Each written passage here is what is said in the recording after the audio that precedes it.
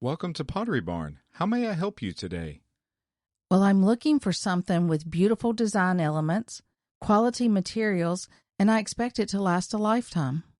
Ma'am, we have many things here at Pottery Barn that fit that description. Can you please be a little more specific? Absolutely. It needs to be shiny and made of aluminum. Oh, I know just the thing for you. I bet you do. It's the Riveted with Chris and Gina.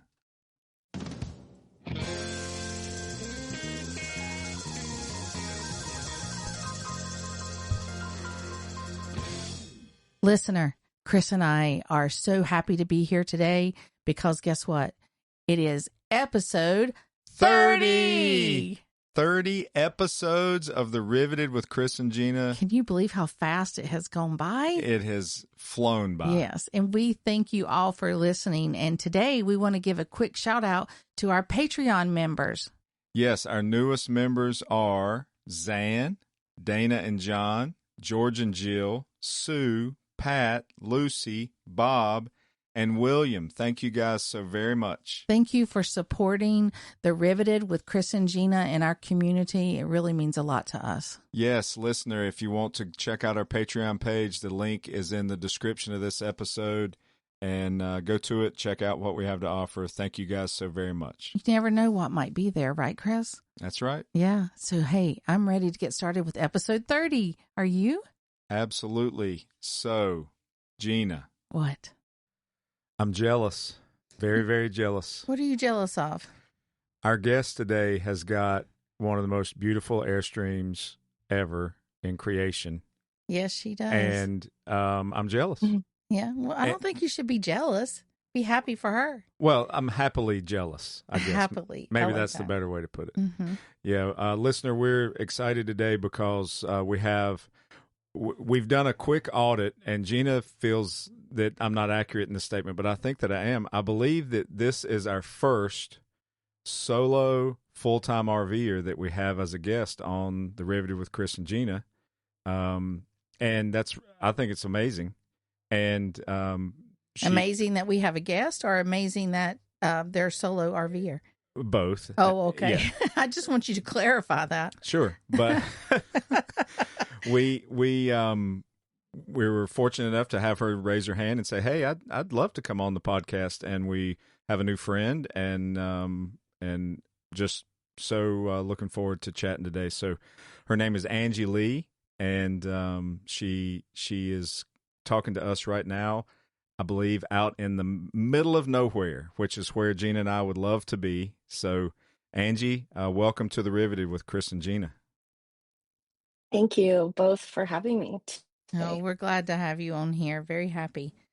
Yes, we in our chats prior, we are very envious of where you are spending this part of the winter out in the desert Southwest, because we love it out there. Wish we were out there with you, but maybe next winter. Mm-hmm.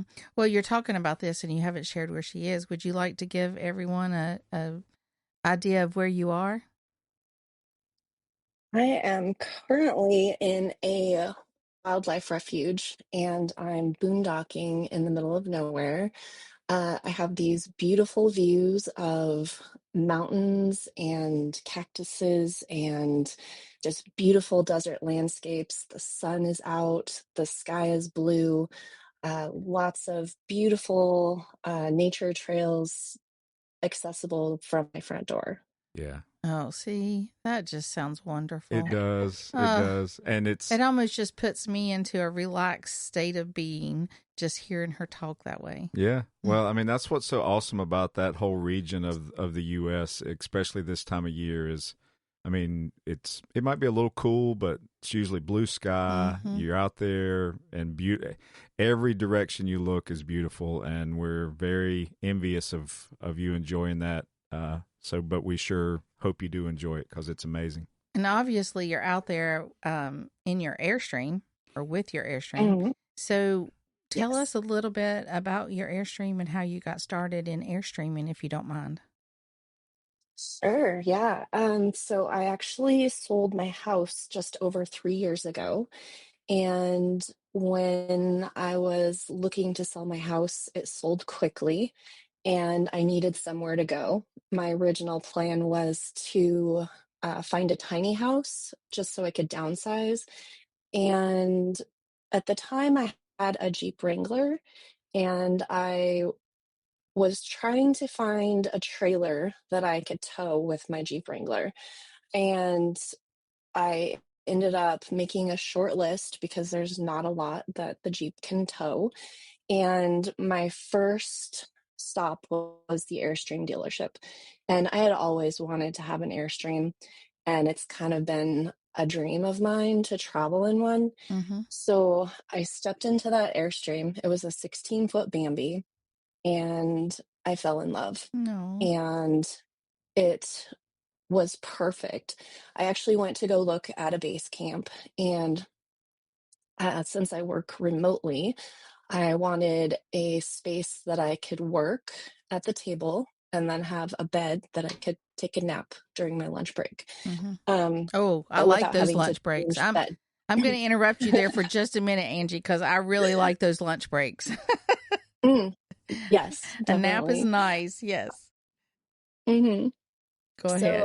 I looked at some other trailers, and the Airstream ruined me for all of the other Yeah. trailers. That So I that does ended that up a lot. going back. What's that? I say that does that a lot. Does that a lot for people? Is that Yes, once you walk into one for the first time, it's hard to look at anything it else. is. It does. And Mm-hmm. I was opening the cabinets and they were so strong and sturdy. And I really thought hard about resale value also because the Airstreams have a reputation of having better resale. So I thought, I want to do this for a few months while I find my tiny house. And um, now it's been 3+ years, Mm-hmm. and I'm still in an Airstream. Although last December, I upsized to a 28-foot Pottery Barn Airstream. Wow. Yes, Yeah. See, that's why we're jealous, or why I'm jealous. That's yeah, a such a beautiful interior it Airstream. is. It is, and I actually I saw some pictures of a Pottery Barn Airstream, and I loved the decor. I loved the layout, but I really wanted to have a separate office space, kind of like the Flying Cloud has the one with the separate office space. Mm-hmm. And I thought, the Pottery Barn would be perfect for me, but I would love that office space. So I was fortunate that I just did a quick search to see what was in my area because I wanted to stand inside of it after being in a 16-foot. I thought I want to just feel the space and see if it's something that's right for me. And the first one that popped up was a Pottery Barn that the original owners had a custom desk built by Ultimate Airstream in Portland, and it was perfect. Wow. So, How um, convenient is that? yeah, Well, Yeah. and she so I was really manifested that. excited.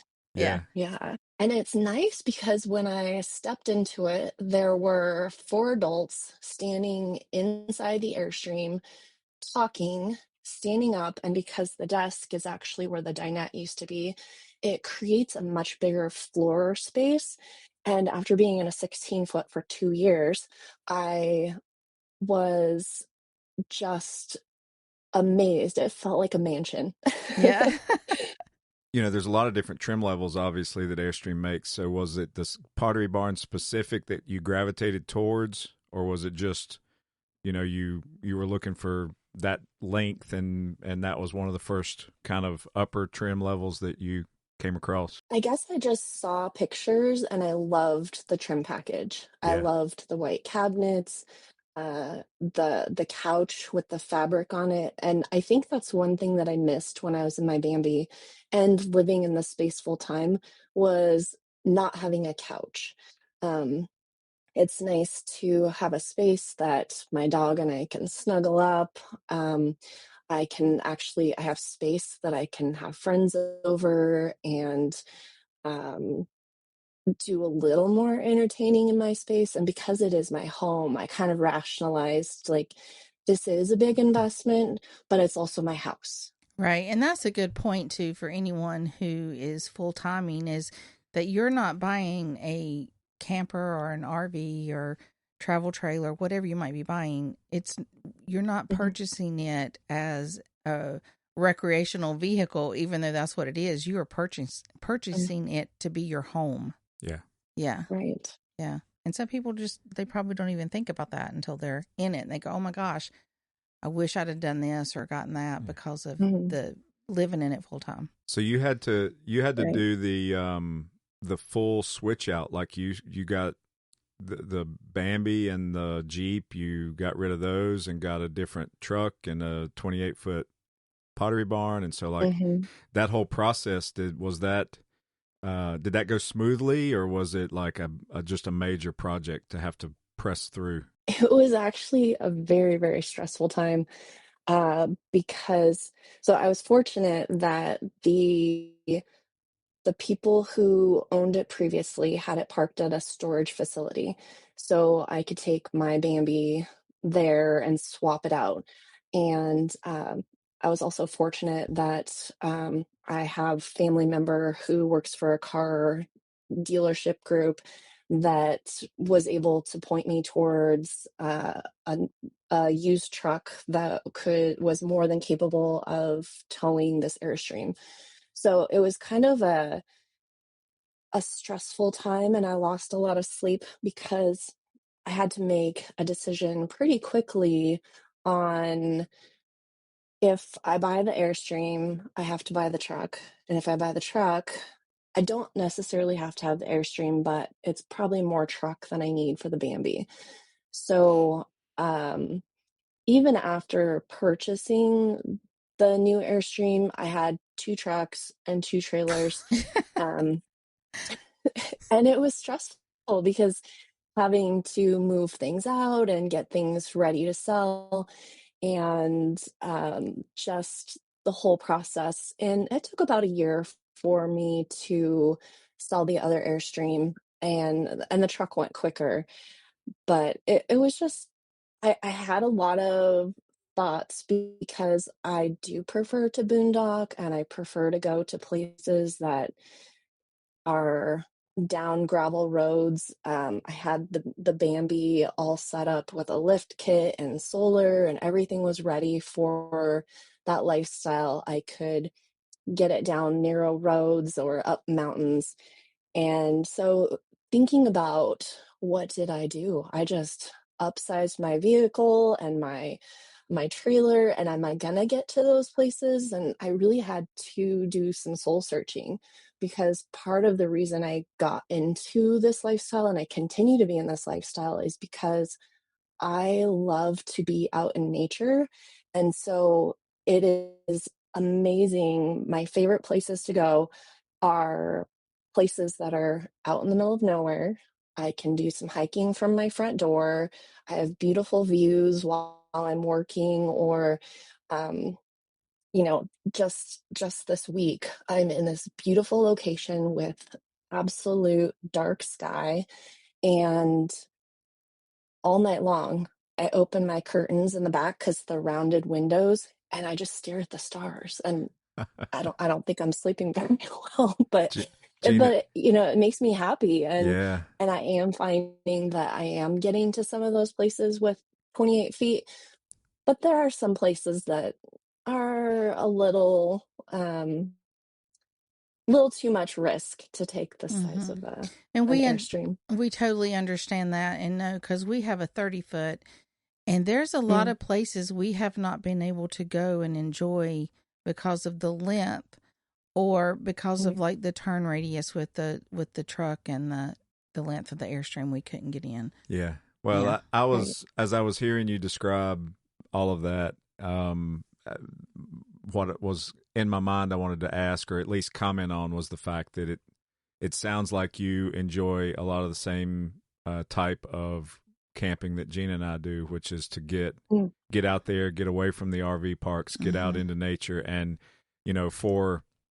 for you to upgrade to a pottery barn and still get out there and enjoy that kind of RVing, it's awesome, I think, because I'm sure Mm. there's a lot of people that own pottery barns that they never take them anywhere than a really high end RV resort. Mm-hmm. And there's nothing wrong with Mhm. that, but No. it's just like that trim level almost kind of attracts, you know, a certain Well, style it's of fancy. yeah, It's not Mhm. as rugged and yeah, made for exploring like what she's yeah, talking about. And that's what you're trying to say is that yeah, that'll whenever you see some of the specialty floor plans and models that they make, they seem to be fancy yeah. and more elaborate than someone who wants to go out Thanks. and be in the middle of the desert or at the top of a mountain and Yeah, thanks for saving me on that, Gina. you're I welcome. was trying not I was starting down that path and then I thought to myself, "Oh shoot, I might offend somebody when I make that statement." Well, and So I knew where you were going with it, but you were not going in the right yeah. direction. But Now, Angie, I have to tell you that I mean this is just an audio only podcast, so you can't see us. But as you were describing being out in the open, dark sky, leaving your curtains open, wrap around windows in the bedroom, Gina shot me this look that was like, "See, I told you so," because we that's our biggest regret about our particular floor plan is we have hanging lockers back in the bedroom in those corners, so we can't have yes, wraparound windows. Mhm. We still have one over our bed, at the head of our bed, which we still utilize a lot, but it makes the world of difference having those it wraparound does. windows. And Mhm. it no fault at all to our sales guy, but he kind of pushed those lockers for the mere fact that, well, you're going to need it for storage because you don't have, because well, we didn't know we were going to be full time when we purchased it.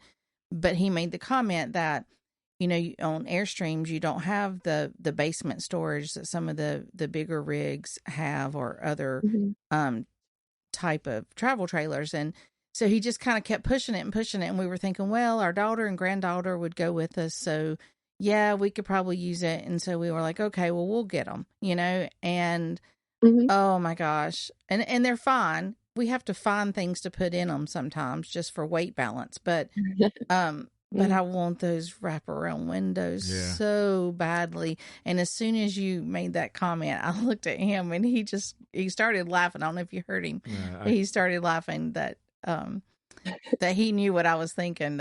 Yeah, Yeah. it's So, beautiful. maybe I'm a little premature on this, but our Airstream may come up for sale for too long. Gina, just don't even go there. No, I'll just cut a hole in the back corner and we'll put some windows in. There you go. Yeah, it's Just do a little remodel. Yeah. yeah. The little. Oh my gosh. Yeah. Well, Mhm.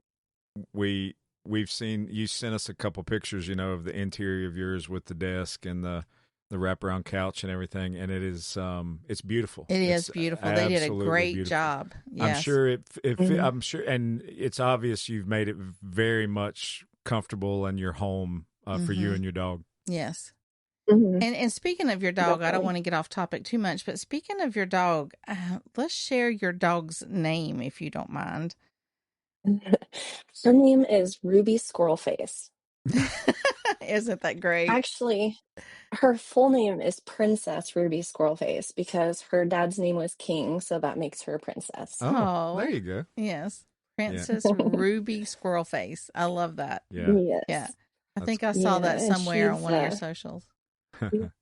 yeah, she's 13 and she will be 14 in June. So she's living her best life Yes. and enjoying every sunbeam that we can catch. So, that's good. That's Oh, I awesome. love that. I've seen pictures of her or videos of her playing in mhm. ponds and lakes too, and she just looks very, Yeah. very happy. And you're lucky to have her with you. That's very nice. Yeah. Yeah. Yeah. I often ask her, I say, Ruby, how does it make you feel that I tow your house everywhere we go? I think Eh, she likes yes, I it. would think so. Yeah, Yeah. she's probably what it says like, let's go, nudging you. Come on, it's time to go somewhere else. Mhm. Yeah. Well, and I Yeah. think a dog that belongs with a full time RVer does live its best life because, I mean, think of all the different adventures and amazing places they can go. And like when you're full time in your RV, most of the time you're there with the pet, and it's tough sometimes to see uh, an RVer at an RV resort that they bring their dog along, but then they leave it in the RV and they go off and sightsee and enjoy Mhm. themselves and leave the dog back, and they're not there with it, and you know we know a lot of people that travel with pets as full time RVers, and they're some of the healthiest, happiest pets we've ever been Yes. around. I have a question back to Mhm. your pottery barn. So, did you do a lift kit on it once you got it?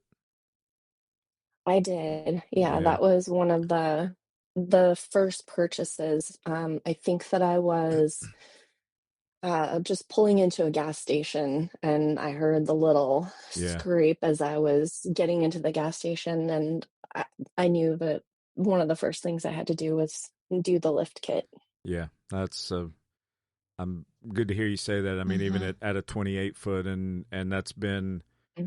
we've mentioned it to several people that we've had on as guests that they've got the lift kit. We still haven't done it on ours, and it's just a matter of we've got to do it. After everybody we've talked to has Hmm. commented that it was a positive and that Mm-hmm. there's no regrets for doing it. So we need to add it to ours. Hmm. That's probably going to be my spring project, I guess. Before or after the windows? Yes, honey. I'm sorry. I think that I might be able to do the lift kit, but you don't want me cutting a hole in the side of No, this. I do not. Yeah, we might have to have somebody else do that. Yeah.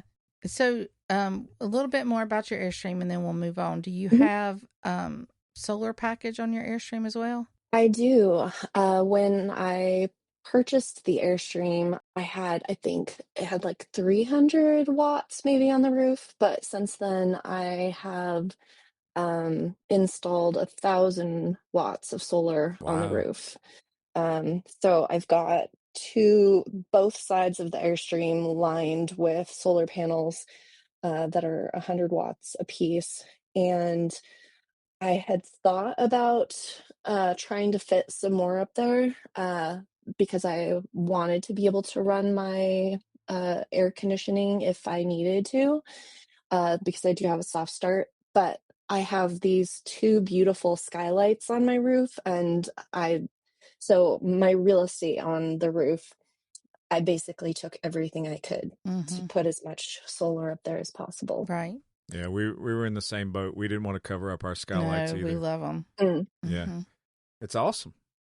And I think it's very exciting that she has taken something, she expanded in size, and I say she as if you're not here, Angie, but Angie, you have expanded in size in your Airstream, but you knew what worked for you. You knew where you really like to travel and visit, and Mhm. what you had to do to get your current Airstream, up to par so you could continue your yeah, lifestyle. And I think it's Mhm. very exciting what you've done, and how quickly you've done it and still enjoying. yeah, and it sounds like Mhm. the switch from the Bambi to the Pottery Barn, like your aspirations for the tiny house, kind of is put on the side for a while, and just enjoying this. I actually think about that sometimes, and I feel like I did get my tiny house, Mm-hmm. but it just has wheels. Yeah, So, that's awesome. Yeah. mhm. What better tiny house to have?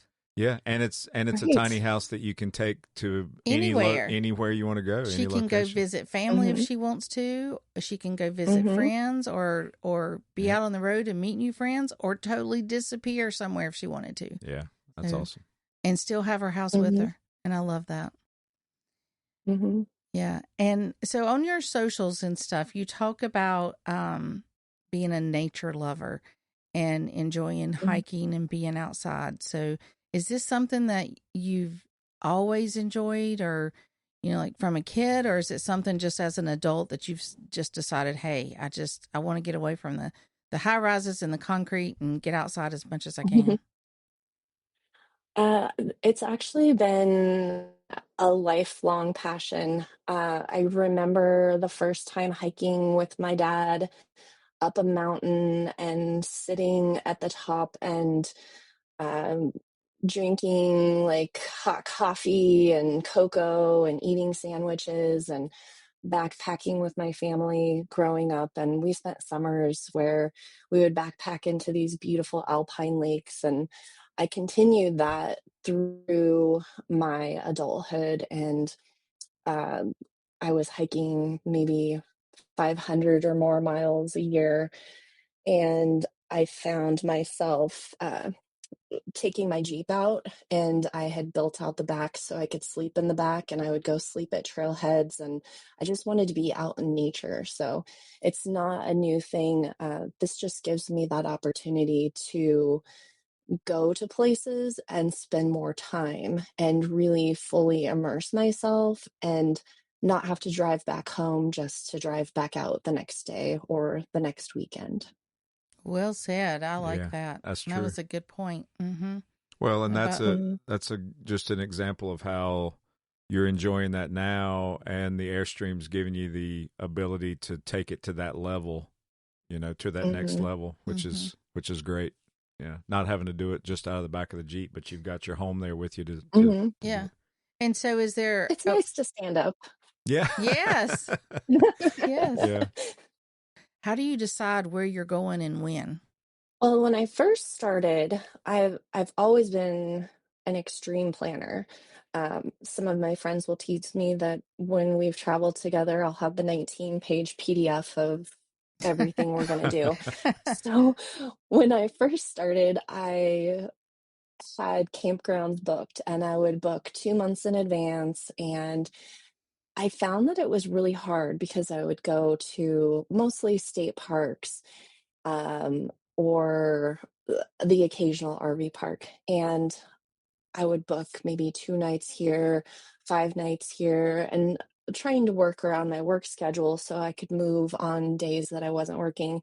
And I just found that having all of those things lined up was difficult because maybe I wanted to stay longer, or maybe I didn't want to stay longer in certain places, and having to make those changes, especially when you have reservation fees and everything. Um, and then probably I think maybe a couple years in, uh, 1.5 years in, I decided that I was just going to live more in the flow with intention, that I would just stay as long as I wanted and then leave when I wanted.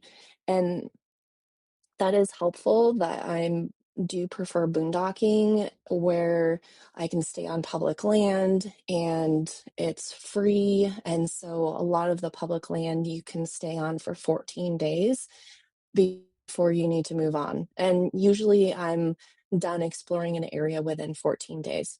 So now I might decide, okay, I'm ready to move on from here. What's around me? What is outside of my immediate area that I would like to explore? And sometimes it's just looking on Google Maps and seeing there's this really neat thing marked on the map that um, might have a bunch of cool rock formations or hiking trails. And so I might move on to those. Um, Other times I might have a goal to get further away. And so I might just decide how I feel throughout the day, and I might look ahead at different apps to see if there's a good place that I can stop for the night. And sometimes it's a parking lot, and sometimes it's a rest stop. And when I feel really lucky when I can find those nice little gems of just a short drive off a freeway or something that I can stay for a night. Oh, and I also use Harvest Hosts, where uh, I have a subscription and I can look and see what hosts are in the area. And sometimes I use them. Yeah. Yeah, those are fun to use as well. And Hmm. well, Yeah. it's back to how you were describing you started out doing Mhm. it is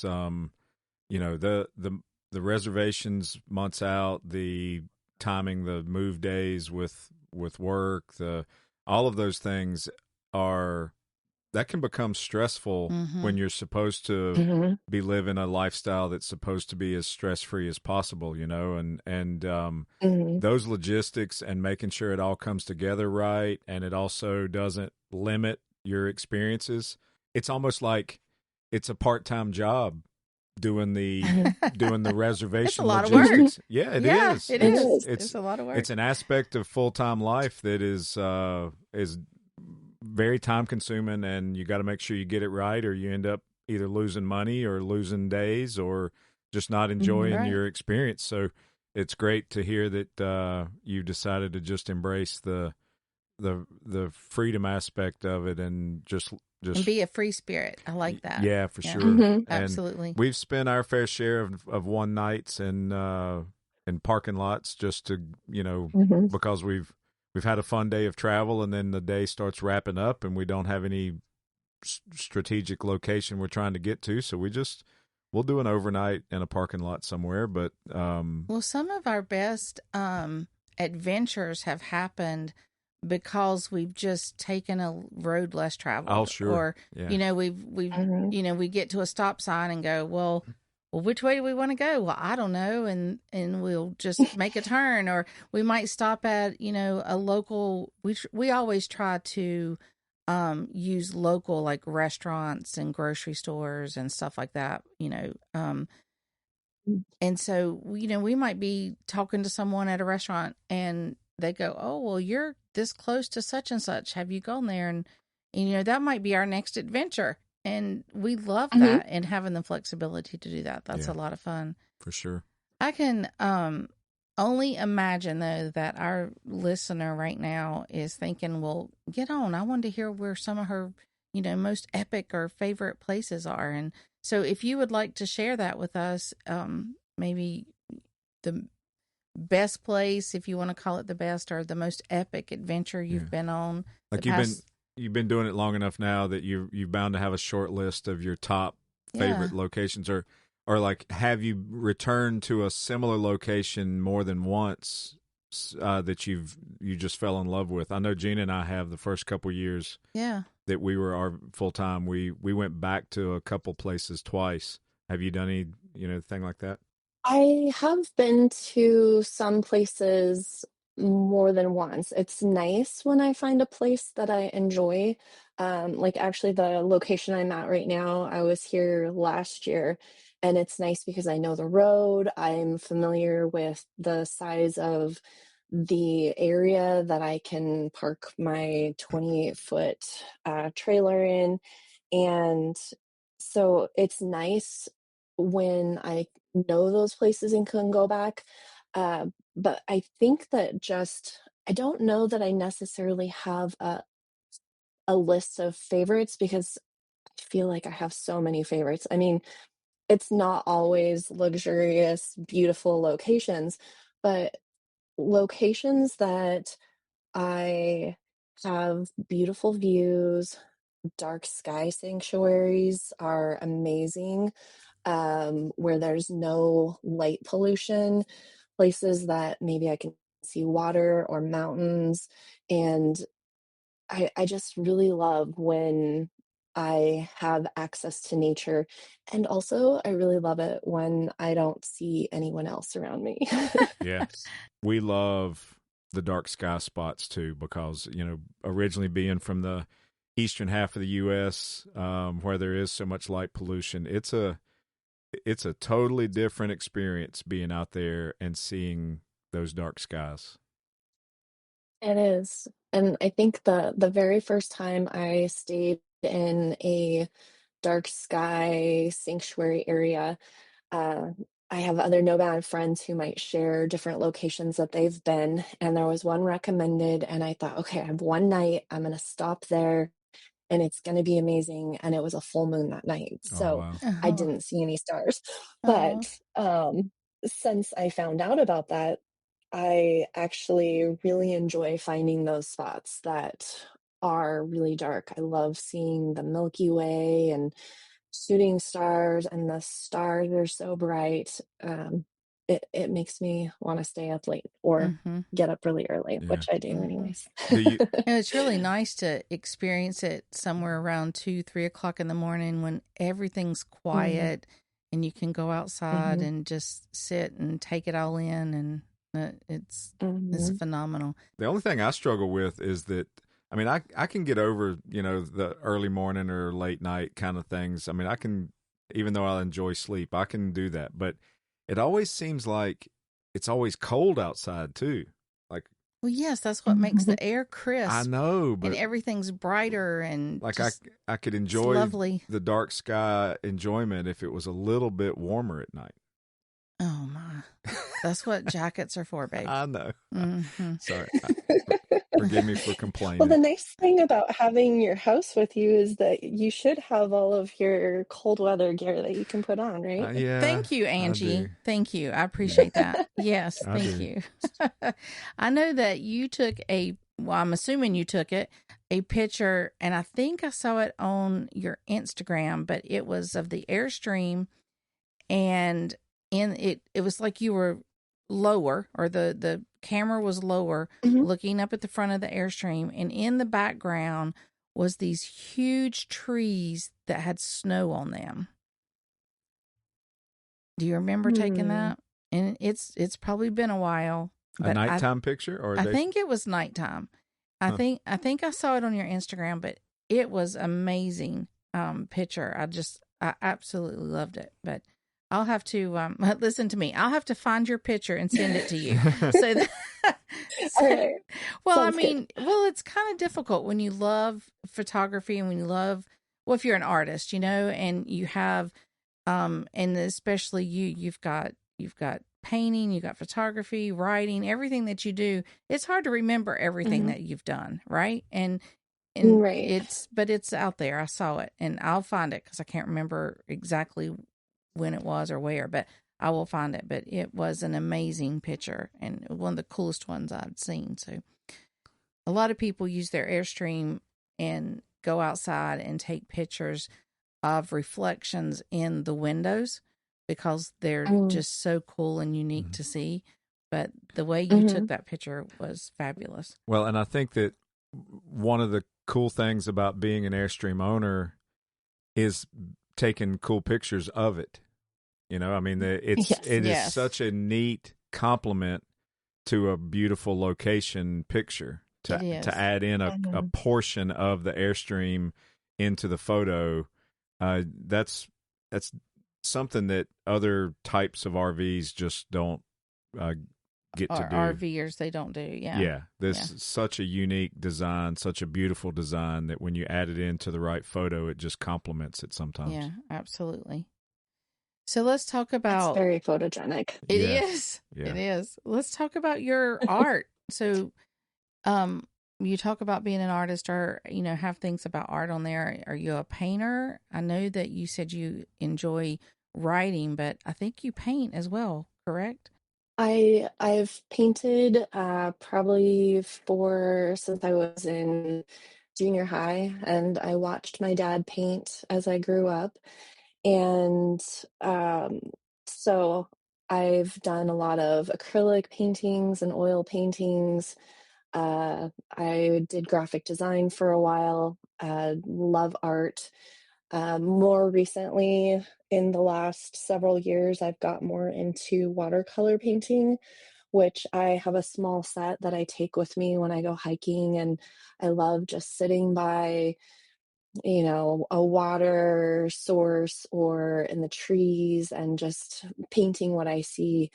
And I find that I really enjoy how much I notice the details when I'm trying to replicate them either in a drawing or in a painting, because you see every crack in the mountain or every ripple in the stream or maybe every leaf or petal on a flower. So I think that it's a really nice grounding way to just be present and notice your surroundings. To get out there and sit to do And take longer, like take a longer really, look at one area for a yes. painting you're exactly right. You would pick up more details of what you're looking at when you do it that way. Mm-hmm. Mhm. That's awesome. I was going to pivot to just asking if you have anything you'd like to share about it, like traveling solo. Obviously, you're hopefully got some friends on the road. You found some community to enjoy. Have you got any fun things to share about that? Yeah, so when I first started traveling, I just kind of started out slowly traveling little bits at a time. I'd go out for a little bit, and then my mom is lovely, and she installed a plug on the side of her garage for me to plug my Airstream into. So I'd go hang out at my mom's for a bit and kind of get out a little bit more time. And I found that I was feeling really sad, and I couldn't figure out why. And I was like, oh, I haven't talked to another human being for months, maybe. Um, and so then I would go back to my mom's and visit friends and family. And then I would occasionally meet people who would ask me, well, who's your community? Tell me about your community. And I was like, I don't know what that means. Um, I have friends and family, and they're all where my house used to be. Um, but then I started attending some nomad events and meeting other people, and then having these little side events where maybe a group of people might be parked in the same area, and just getting to know people more, sitting around a fire, enjoying coffee in the mornings. And I really found that it was nice to be able to connect with other people. And so I started making more new friends. And then also, as I started expanding and going a little further from home, I might do a shout out on my Facebook and say, who's in these areas? Or do you want me to come visit you? Or do you have space that I could park my Airstream in front of your house? Or, just want a visit? Let me know. And then I would add people to my Google Maps. Yeah. And then so as I would travel around, I'd look at my map, and I might be feeling a little lonely, and I'm like, oh, my friend from high school or elementary school lives in the next town over. I'm going to reach out to them and connect. So I'm just expanding so much and creating and fostering a community that I feel like I was missing when I had a house, Yeah. because I didn't know my neighbors, or I Mm-hmm. might not see my friends very often. But now I feel like I have so much more of that. I'm glad to hear you describe it the way you just Yes. did because I had a couple different reasons why I asked that question, but Mhm. it sounds as if you're enjoying some of the same things that Gina and I have enjoyed, and I think the Airstream has a lot to do with that. Is that yes, we sold our house, went full time. We left some friends and family behind the town we lived in, but we went and were able to visit with some friends that lived in other parts of the country that we had not seen in years. And the ability to park in their driveway, park in front of their house, park in their side yard, whatever, the Airstream gave us that ability where I think a lot of other travel trailers or other brands of RVs with, big slide outs and huge things would make it way more difficult. And being able to, whether it was your Bambi or even your 28, Airstreams can just park into some of those little creative spots to be able to visit. Mhm. And it not only you're visiting with your friends, but you're also, it's like you become a resident of wherever they live for a short little period of time, and you have your home there with you. Mhm. It's not like you're having to stay in their guest bedroom or anything. So that can expand your social life and your friend circle really easily because of being able to just take your Airstream right to their house. Well, Yeah, I actually parked in front of a friend's house that I hadn't seen her in a long time. And it felt like no time had gone by. And she said, I do this cold plunge thing once a week or something. Do you want to go with me? And I said, I've never done a cold plunge, but sure, I'll go. So I was able to even get new experiences. Like, we would go in this icy bath and then go in a sauna and then an icy bath and then a sauna. And it was just neat to be able to have that experience with somebody that I hadn't seen in a long time. And it just felt good to reconnect. Yeah. Yeah, that's awesome.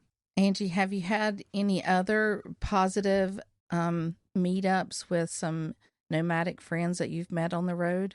Yeah, I went to a nomad event for the solar eclipse, and I met another nomad who we ended up becoming really good friends as if we had known each other forever. And she happened to uh, give me her home address and said, if you're ever in the area, we've got this tiny house. You can come stay on our property anytime. And I was a little bit nervous and not sure if I should do it or if I would ever be there. And my route ended up taking me so close to where I had her pin on my map. And so I messaged her and she said, yes, please come here and stay in our yard. And I stayed there for a couple weeks. And while I was there, it was in North Carolina, and they took me on a beautiful drive through the Blue Ridge Parkway. And her and her husband, they said, oh, let's go to this small little town. Uh, it was Silva, Nice. North Carolina. Yeah. And while I was there, we went and had lunch, and they said it wasn't a very touristy place. They weren't even really sure why there was a suggestion to go there. But my grandma was really on my mind, and it was interesting because I got back to their house and I messaged my family group and I said, I love North Carolina. It's so beautiful. And we went on this drive today. And my mom says, your grandma was born in Silva, North Carolina. And it just blew my mind No because way. that's where I Wow. was. Yeah. Wow, that's And amazing. Wow. I mean, yeah. so literally had you not gone to the full-time RVing event and met that person, Mhm. the odds of that happening were very low then, if not impossible. Yeah. Yeah. And it turned out my mom said, well, I think that your grandma, whose name is Ruby, that's who my dog's named after. Hmm. Wow. Um, my grandma she thought that my grandma had a couple sisters left. So my grandma was one of 9 children. And so my mom suggested I reach out to another family member who's been doing a lot of genealogy work. And I reached out to her and she said, yeah, you have a cousin that lives there. And she told me the town name, and I put it into Google, and she was, I think, 10 minutes away from where I was parked. So I messaged her, and she said that she saw my message and thought, well, this must be a scam because I don't know this person. But she checked my Facebook and saw that we had mutual family.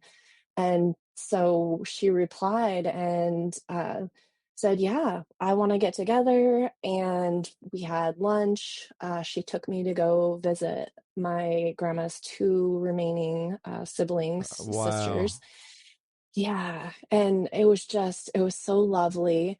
And getting the opportunity to spend time with family was, ah, it makes me really Hmm. emotional because Hmm. it was such an experience that I never thought I could have the opportunity to do. And both have dementia, so it will likely be the last opportunity. Um, so yeah, I can't believe that. And Yeah. then now with a lot of the devastation that has Hmm. happened in that area since, I feel like it was such a blessing. It was, yes. That's amazing. It was like it was meant to be. That's a beautiful story. Yeah. Hmm. Wonderful. Yeah. Yeah. And to know that you were feeling that energy while visiting there, Hmm. that, she was on your mind, and it was like in a energetic level, you were feeling her presence there, and or her Hmm. connection to that area. And I just think it's great that you even forward thought to tell your family what had gone on while you were there, and they share that Hmm. with you. So that is an amazing story. Thank you Absolutely. so much for sharing that with us. I think it's a testament to honoring your intuition and respecting that flow of what feels good and Correct. what I'm drawn to do and where I'm drawn to go. Yeah, Yes. absolutely. Yes. Yeah. Great story. Yeah. Yeah, and I think just navigating all of the unique experiences that you Mm-hmm. might not experience in, you know, a usual day to day. I think that really helps the growth and wanting to expand on those experiences and Yes. to share them with other people. Mm-hmm. You know, it we have to say this though, because we make it sound so wonderful talking about it, but everything has its challenges, right? Everything has good days Hmm. and bad days, or like I like to refer it as positive days and negative days. But talking with you today, Angie, has been a phenomenal experience. And thank you for coming on to our podcast and talking. I'm sure the listeners out there are going to thoroughly enjoy this because it really sounds like you are living your most authentic life right now. And you portray that in your art, you portray that in your photography, in the words that you write, and I'm sure that the listeners are curious about your adventures. And if you would share your socials with us, we'll be sure to post them also whenever we write up the podcast. Yeah, definitely. So I'm on Instagram and YouTube, and it's at Nature Girl Angie, NatureGirlangie. And on YouTube, it's if you put in the at symbol, then that'll get you there. I Um, I think what you just mentioned, Gina, and I was gonna try to articulate a similar thought, but you did way better than me. But I'm gonna take it back to the Airstream aspect for a second. Is that all of the wonderful things that she's enjoying in her travels? She's doing it in one of the most beautiful, most comfortable Airstreams ever made, and that complements all the other things that she's doing with art, photography, the travel, getting out and boondocking, having a comfortable space for her and her dog, seeking out dark skies and beautiful landscapes and so forth, and knowing that the Airstream's right there behind her to be her home on wheels. And how could you not uh, enjoy that kind of experience mm-hmm. otherwise? So yeah, that's we're very happy for you, and so glad that you're enjoying it. And yeah, I'll second Gina by saying thank you for coming on the Riveted with Chris and Gina with us today, and hope you enjoyed the chat. We sure did, and we can't wait to hopefully see you down the road one day. Well, we can at least follow her in her socials because the pictures that she takes and what she shares is truly amazing. It is, yeah. So Thank you, thank you, Angie. thank you so very much. Thank you. It's been a wonderful experience and definitely hope to see you down the road. Absolutely. Absolutely. Okay. Thanks. Have a good Thanks, day. Angie. Take care. Thank you. That was a really nice conversation. I really enjoyed talking with her. Absolutely. Mm-hmm. She is one happy Airstreamer. I think so. Yep. She's doing some fun things. Absolutely. Yeah. That's awesome. That was good chat. And I'm sure there's some more Airstreamers out there doing fun things that we would love to talk to too, right? Hint, hint. Yes. Yes. If you're enjoying the podcast and you would like to come on as a guest, feel free to reach out to us to info@therivetedfox.com. We also have a get in touch page on our website on therivetedfox.com. Either one of those you can use to send to us to let us know you're interested in coming on as a guest. We'd love to have you. All are welcome. Yes. Please join us, everybody. Thanks again for listening, and we'll see you all down the road. See you down the road.